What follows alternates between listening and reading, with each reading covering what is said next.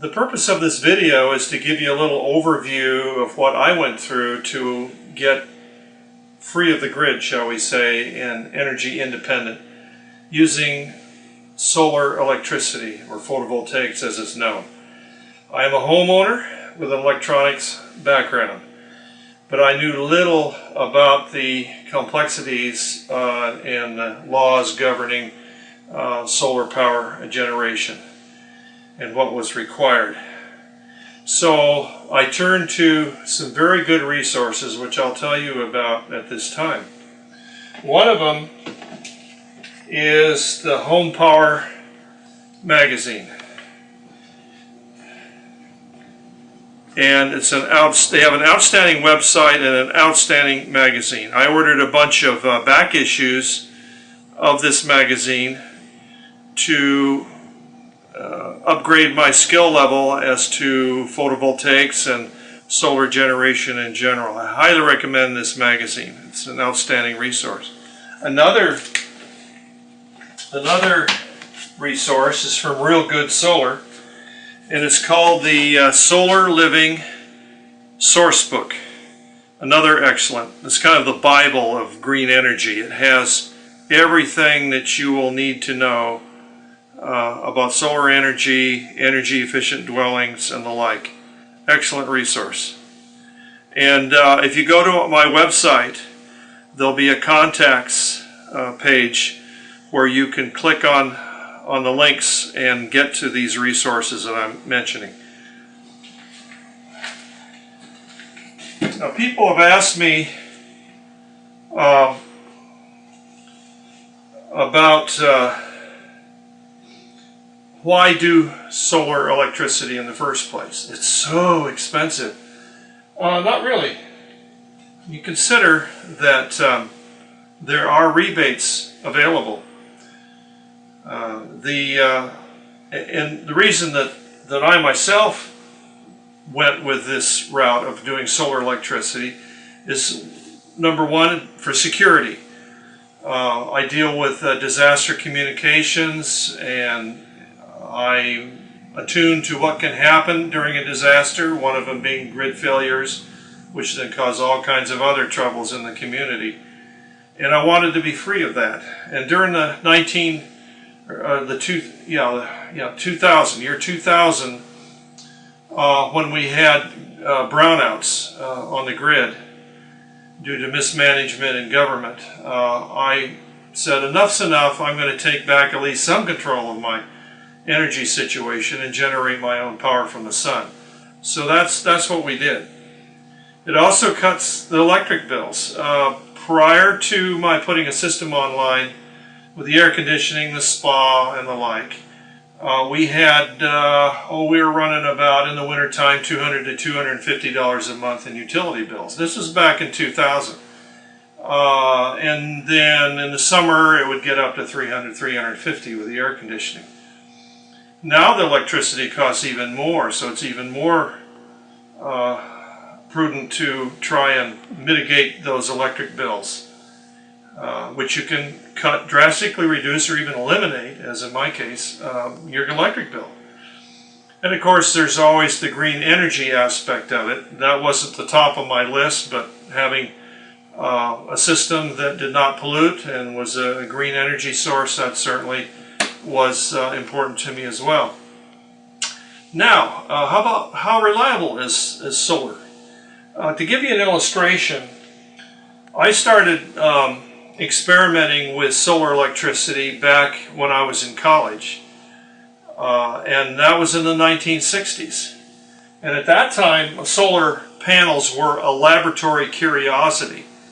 This is my first solar panel that I purchased from International Rectifier. It puts out currently about 9 volts at 40 mils. Not much power, but you can run a little radio receiver with it. It still works, even though it was built back in the 1960s.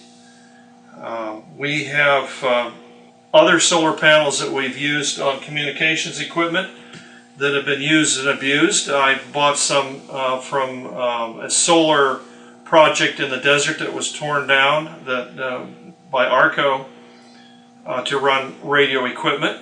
And even those panels had been really abused, they had used mirrors to reflect the sunlight into them to increase the output, and they had just cooked those panels brown. They were just really abused, and yet they still work. So solar panels are very reliable, and there's no problem at all. Now, to illustrate what you can do with a solar electric system, my first system came online in 2001. And before the grid tie from WA6DNT was approved,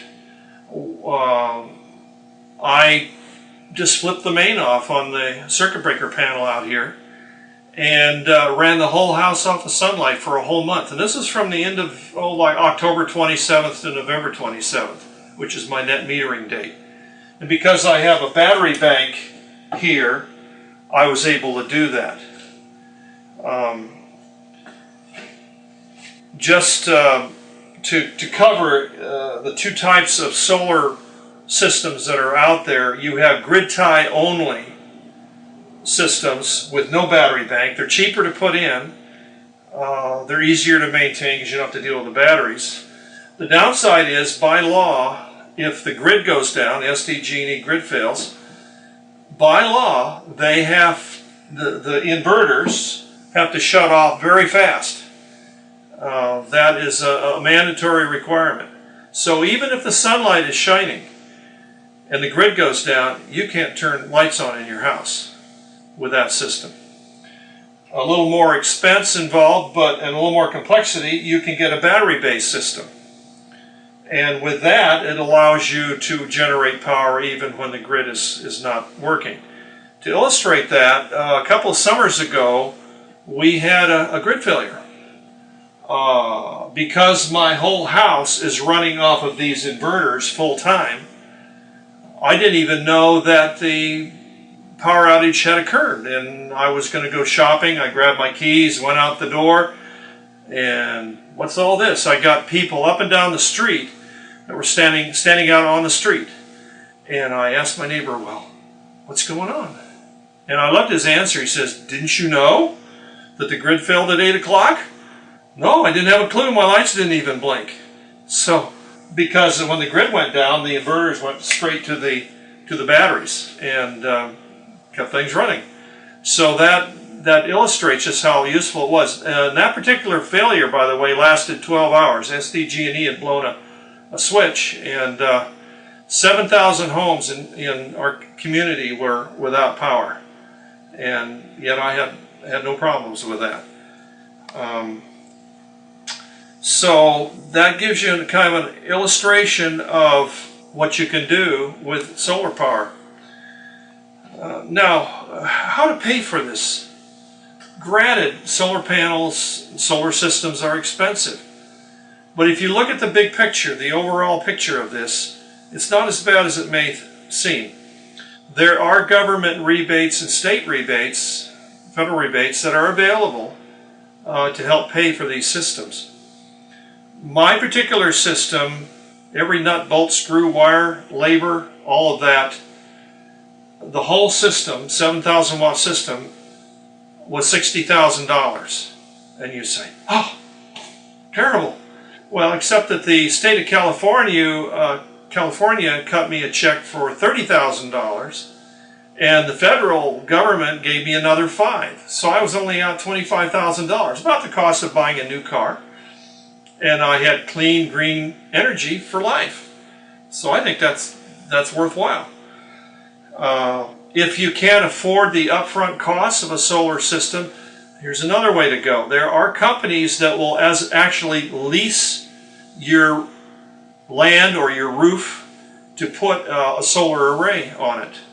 And the way that works is then instead of paying your utility company bill, you pay the solar company. And they bill you, but it's a lot less than what you'd normally pay to WA6DNT or your utility bill.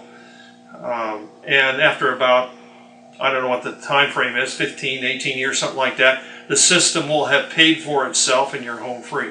without any upfront costs at all. So that's another way of accomplishing a solar install with a minimal outlay of cash on your part.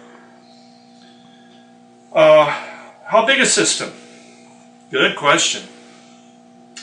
Before we get into how big a system you need, what you need to think about is conservation.